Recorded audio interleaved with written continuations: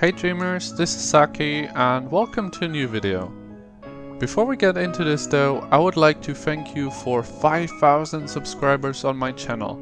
This is absolutely insane to me and it makes me super happy, so thank you so much for all of the amazing support recently. I'll be doing a 5k special including a Q&A, so feel free to put your questions to me in the community tab where I asked you guys.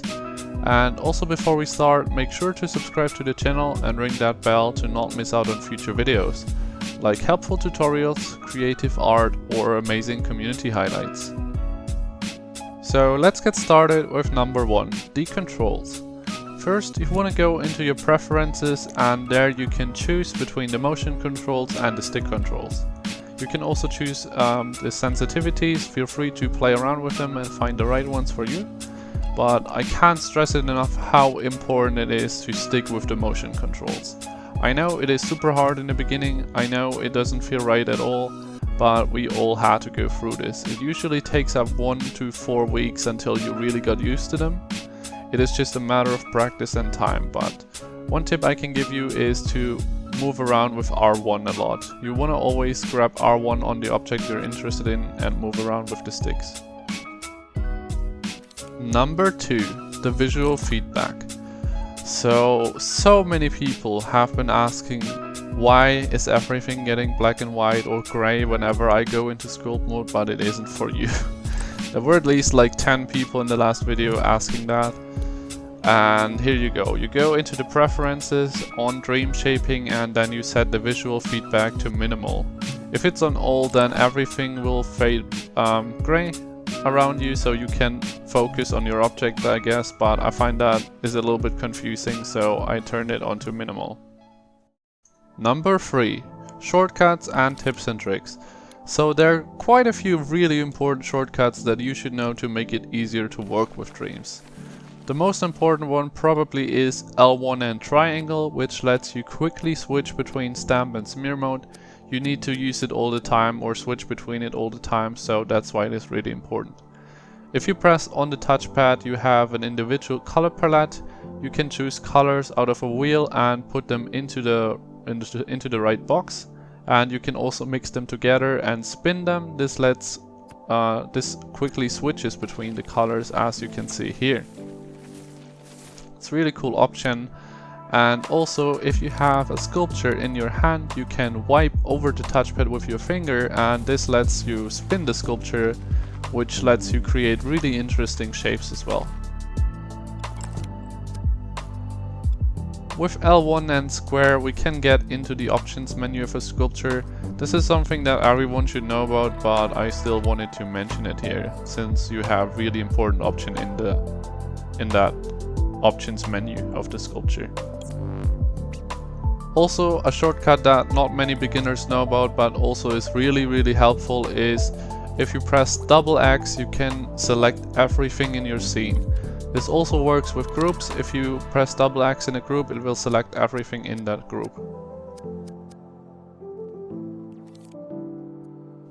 Number 4, using the grid. So Dreams allows you to turn on the grid snap in the guides menu, and this makes things easier in many ways. Basically, with the grid, it makes it easier to align objects together and you can just work a lot more clean and precise with it. I mostly make use of the grid for architecture purposes, but it also helps in many different ways. It is really helpful for Dreams beginners especially, and you can also adjust the size of the grid in the menu with just clicking on the minus or plus to make it smaller or bigger. As you can see here, it makes it really easy to make it symmetrical or clean. And I will also have an architecture video coming soon, as I told you guys, and there you can see how I make use of the grid for architecture a lot.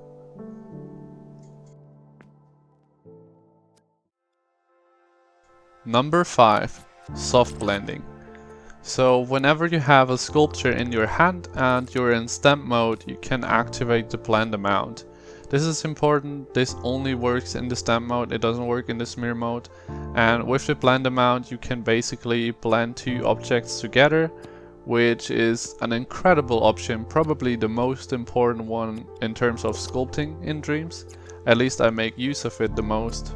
I'm using it to create landscapes and basically all kind of complex sculptures, because you only have these basic sculptures in Dreams, right? But you can create so many more by using Softblend and making or transforming shapes.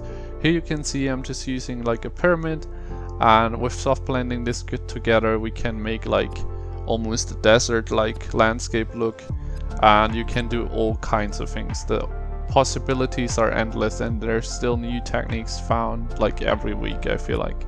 So yeah, definitely make use a lot of Softblend. Also use it in the subtract mode, this is also really important. Number 6, sculpture detail and varying looseness. So those are two really important options that I would have loved to know at the beginning as well. And you can go into the tools and select sculpture detail. With that you can reduce the detail of your sculpture or increase it. And if you reduce the detail, it will save up graphics turbo. Some of you struggle a lot with graphics turbo in the beginning probably, and that's a great way to expand your level, or also actually add looseness to an object instead of actually using the looseness tool. Because in that way you have almost the same effect, but you save up graphics turbo. And if we add a little bit more impasto to this sculpture, we almost have this sand-like look, and we saved up some graphics turbo as well. Now onto the second one. If you have a sculpture in your hand, you can press L1 and square. With that we come into the options menu of this sculpture, and there we can activate varying looseness, and this gives the object like a texture in form of flex without making the edges loose. You can adjust the detail here as well, and you can also change the flag type of this. So you can see it has a standard flag now, and in the second tab of the sculpture options we can adjust the color amount of these flags, which makes the texture look a little bit stronger. Then, as I said, you can change it, you can use all the flags on it, and with that you have almost again unlimited options to make textures and Dreams, and it's absolutely incredible. If you go into the tools of the sculpture, you can also adjust the amount, the looseness amount of the varying looseness that you activated. In that you can make it like more detailed or bigger, as you can say, and with that, yeah, you have an insane amount of options of texturing your object in that way. Number 7, experimenting from the beginning, meaning you already try a lot and experiment for yourself in the tutorials. Here you can see a quite complex looking structure that I just did in a couple of minutes, just trying out in the tutorial with bridges and stuff. This was made out of only this one shape, and it can help you so much if you don't just do the tutorials but also take a little more time on experimenting with all the techniques that you learn on the way. Here's a little example. If you take just this one cube and put it like this, I think you also learn it like that in the tutorial, but you can do so many different shapes if you just try out for yourself with the techniques that is showing you. The tutorials are great, but what you make out of them can be even better. So yeah, definitely take your time in the space of the tutorial and just make your own creations of it. Start making your own art already in the world of the tutorial. As you can see here, you can use one shape and you can use it in so many different ways and make a lot more complex or cool looking structures with it.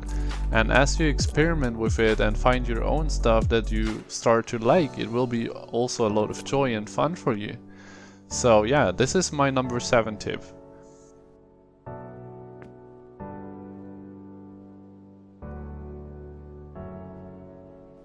Number 8. Making use of the knowledge and experience of us.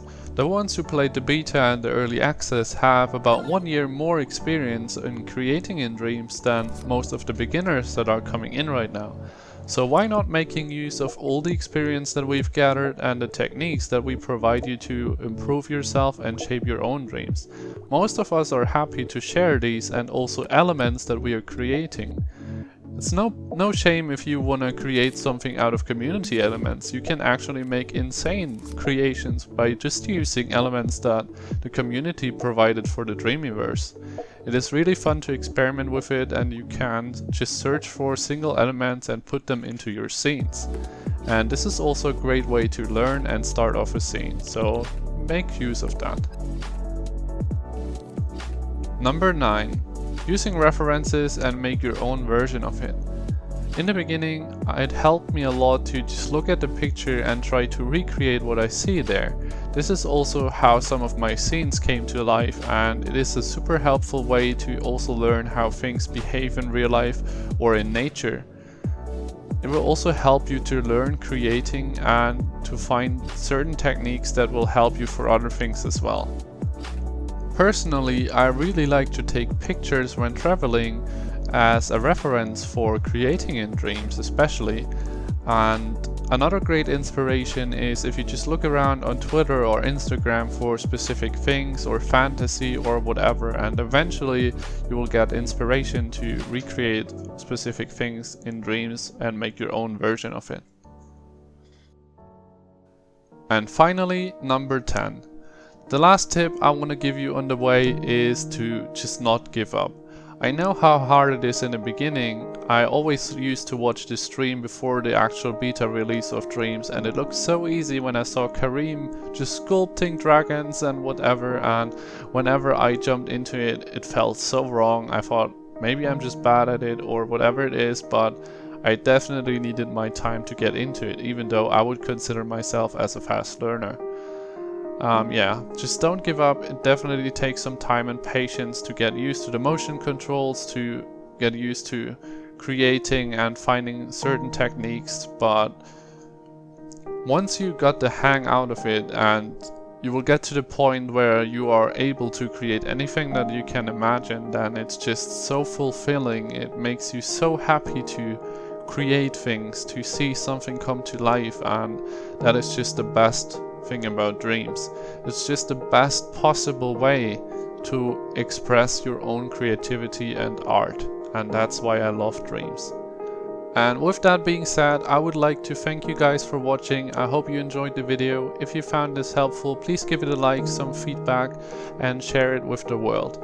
I think there are a lot of dreamers who can need these tips and tricks, so definitely make sure to share it with them. And don't forget to subscribe to the channel if you haven't already. I'll see you in the next video.